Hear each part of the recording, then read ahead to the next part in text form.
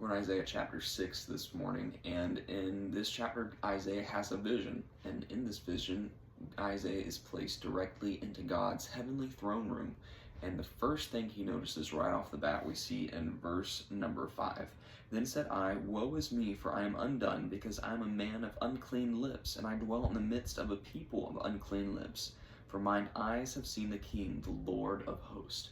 So we see as soon as Isaiah gets into the presence of God, he's confronted with the reality of his sin and the shortcoming of his sin. And he feels the need to confess it, which is 100% biblical. We see 1 John 1:9. If we confess our sins, he's faithful and just to forgive us our sins and to cleanse us from all unrighteousness. That's how we get sin out of our life, confessing it to the only one who can take away sins, Jesus. And once we confess our sins, God is faithful and just to forgive us our sins. And that's exactly what we see in the next couple of verses.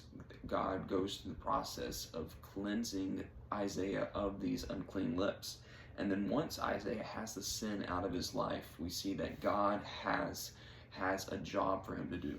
We see verse number 8. Also I heard the voice of the Lord saying, Whom shall I send, and who will go for us? Then said I, Here am I, send me. And that is the exact mindset that we need to have.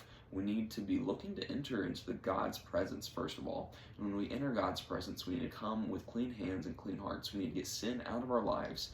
And once we have confessed and repented of sin in our lives, then we need to recognize God's call.